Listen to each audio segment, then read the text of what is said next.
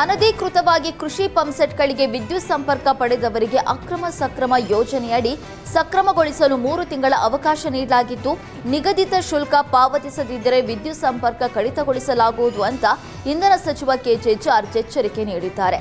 ವಿಧಾನ ಪರಿಷತ್ ಈ ಬಗ್ಗೆ ಮಾತನಾಡಿದ ಸಚಿವ ಕೆಜೆ ಜಾರ್ಜ್, ಅನಧಿಕೃತ ಕೃಷಿ ಪಂಪ್ಸೆಟ್ಗಳಿಗೆ ವಿದ್ಯುತ್ ಸಂಪರ್ಕವನ್ನು ಸಕ್ರಮಗೊಳಿಸಲು ಒಂದು ಕೃಷಿ ಪಂಪ್ಸೆಟ್ಗೆ ಸುಮಾರು 4.5 ಲಕ್ಷ ವೆಚ್ಚವಾಗಲಿದೆ.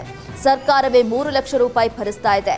ಬಾಕಿ 1.5 ಲಕ್ಷ ರೂಪಾಯಿಗಳನ್ನು ಬಳಕೆದಾರರು ಪಾವತಿಸಬೇಕು. ಕೆಲವರು ಈ ಶುಲ್ಕ ಪಾವತಿಸಿಲ್ಲ, ಅವರಿಗೆ 3 ತಿಂಗಳು ಅವಕಾಶ ನೀಡಲಾಗಿದ್ದು, ಹಣ ಕಟ್ಟದಿದ್ದರೆ ವಿದ್ಯುತ್ ಸಂಪರ್ಕ ಕಡಿತಗೊಳಿಸಲಾಗುವುದು ಅಂತ ಎಚ್ಚರಿಕೆ ನೀಡಿದ್ದಾರೆ.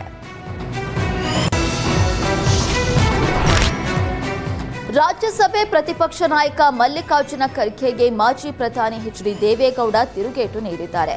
ಕಾಂಗ್ರೆಸ್ ಜೊತೆ ಪ್ರೀತಿ, ಮೋದಿ ಜೊತೆ ಮದುವೆ ಅಂತ ಟೀಕೆ ಮಾಡಿದ್ದ ಮಲ್ಲಿಕಾರ್ಜುನ ಖರ್ಗೆಗೆ ಆ ಹೇಳಿಕೆಯನ್ನ ಪ್ರಸ್ತಾಪಿಸಿ ರಾಜ್ಯಸಭೆಯಲ್ಲಿ ಮಾತನಾಡಿದ ದೇವೇಗೌಡರು, ನಾನು ಅವರ ಪಕ್ಷಕ್ಕೆ ದ್ರೋಹ ಬಗೆದಿದ್ದೇನೆ ಎಂಬರ್ಥದಲ್ಲಿ ಮಾತಾಡಿದ್ದಾರೆ. ಆದರೆ ನಿಜವಾಗಿಯೂ ಕಾಂಗ್ರೆಸ್ ಪಕ್ಷದಿಂದ ದ್ರೋಹ ಆಗಿರೋದು ನಮಗೆ. ಕಾಂಗ್ರೆಸ್ ಪಕ್ಷವು ನಮ್ಮ ಪಕ್ಷಕ್ಕೆ ಒಂದಲ್ಲ ಎರಡಲ್ಲ ಅನೇಕ ಬಾರಿ ದ್ರೋಹ ಮಾಡಿದೆ. ಅದರ ಬಗ್ಗೆ ನಾನು ಸಾಕ್ಷಿ ಸಹಿತವಾಗಿ ಮಾತಾಡಬಲ್ಲೆ. ಅದೆಲ್ಲವನ್ನ ಮರೆಮಾಚೋದಕ್ಕೆ ಖರ್ಗೆ ನನ್ನ ಈ ವಿಷಯ ಎಳೆದು ತಂದಿದ್ದಾರೆ. ಅದಕ್ಕೆ ನಾನು ಉತ್ತರ ನೀಡಬೇಕಿದೆ ಅಂತ ದೇವೇಗೌಡರು ಹೇಳಿದರು.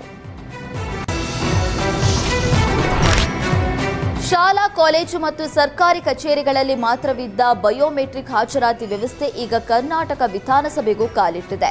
ಇನ್ಮುಂದೆ ಶಾಸಕರು ಸದನಕ್ಕೆ ಬಂದಾಗ ರಿಜಿಸ್ಟರ್ನಲ್ಲಿ ಸಹಿ ಹಾಕುವ ಬದಲಾಗಿ ಬಯೋಮೆಟ್ರಿಕ್ ಮೂಲಕ ಹಾಜರಾತಿ ದಾಖಲಿಸಲು ಸೂಚಿಸಲಾಗಿದೆ. ಸದನದಲ್ಲಿ ಶಿಸ್ತು ಮತ್ತು ಪಾರದರ್ಶಕತೆ ತರುವ ಉದ್ದೇಶದಿಂದ ಸ್ಪೀಕರ್ ಈ ಮಹತ್ವದ ನಿರ್ಧಾರ ಕೈಗೊಂಡಿದ್ದಾರೆ. ವಿಧಾನಸಭೆಯನ್ನು ಸಂಪೂರ್ಣವಾಗಿ ಡಿಜಿಟಲ್ ಮಾಡುವತ್ತ ಹೆಜ್ಜೆ ಇಟ್ಟಿರುವ ಸ್ಪೀಕರ್ ಕೇವಲ ಹಾಜರಾತಿ ಮಾತ್ರವಲ್ಲದೆ ಇಡೀ ಸದನವನ್ನು ಕಾಗದರಹಿತ ವ್ಯವಸ್ಥೆಯನ್ನಾಗಿ ಪರಿವರ್ತಿಸಲು ಯೋಜನೆ ರೂಪಿಸಲಾಗಿದೆ.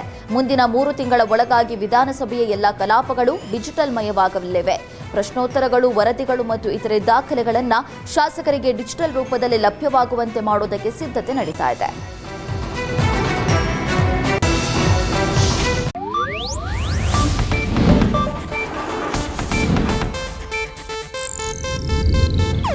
ಇದು ಏಷ್ಯಾನೆಟ್ ನ್ಯೂಸ್ ನೆಟ್ವರ್ಕ್ ಪ್ರಸ್ತುತಿ.